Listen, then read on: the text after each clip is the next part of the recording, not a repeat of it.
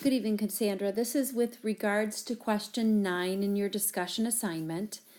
I figured out how we can use chi-square to respond to this question. So chi-square involves finding the observed and the expected and doing some calculations with those values. So first of all, we talked about this when we were together. We observed 4,931 men. 22.1% of them had some college. So to determine the observed number of men, we would need to take the total number of men times that proportion and round to the nearest whole number. That comes out equal to 1,090. Now, in the study, we had a total of 2,829 women. We were told in the data that 22.5% of them had some college. So to get the observed number of women that had some college, we take the total number of women in the study and multiply by 0.225, and round to the nearest whole number. And we find that that would be 637 women. Now the next question with the chi-square tests is, what would we expect? And so when I look at the article, I see above the table provided in the article that 64% of all of the people in the study were men and 36% of all of the people in the study were women. So to get the expected number of men in a chi-square goodness of fit test, which is what we're doing here, you need to find the expected value by taking the number of people in the study and multiplying by the proportion you expect. So when I add up the number of the people in the study with regards to this category, some college, that would be 1,090 men and an additional 637 women, which gives us a total of 1,727 people that had some college. To determine the expected number of men, I need to multiply that by the proportion of men in the study, which we were told was 64% or 0.64. So you take the number in the sample, 1,727, by the expected proportion, by the proportion of men, 64% or 0.64, and we get an expected number of men of 1105.28.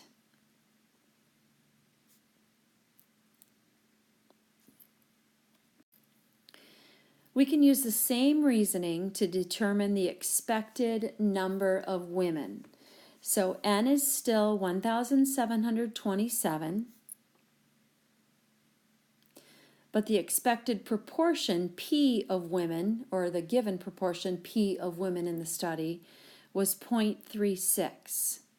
So when we take N times P to get our expected count here, we get 621.72.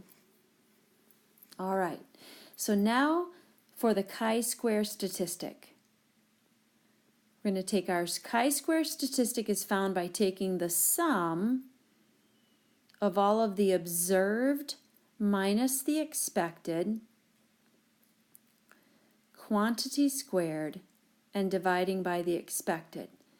Now in our case here, we only have two categories, and therefore for men and for women, and so we only have to do this twice. So what we'll need to do is to take the observed number of men, which was the 1,090, minus the expected number of men we got when we computed N times P of 1105.28, and square that quantity, and then divide by the expected number of men, 1105.28. Do the same thing for the ladies. We observed 637 ladies.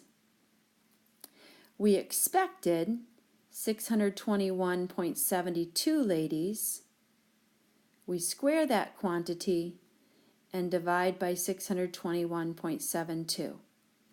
Now when we add these values together, we'll have our chi-square.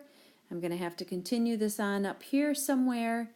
I add those calculations together, and I get a total sum of about 0.5868.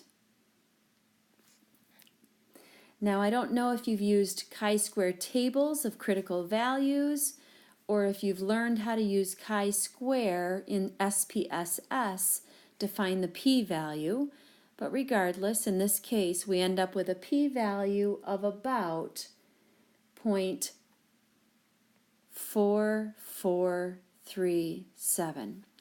Now that's with degrees of freedom equal to the number of categories minus 1.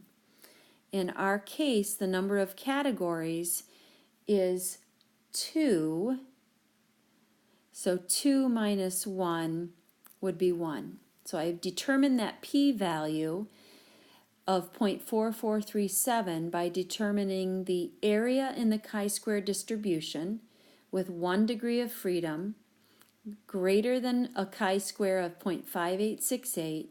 I found that area to be equal to 0.4437. So we reached the same conclusion we reached using a two-proportion z-test. We failed to reject the null. We do not have evidence to say that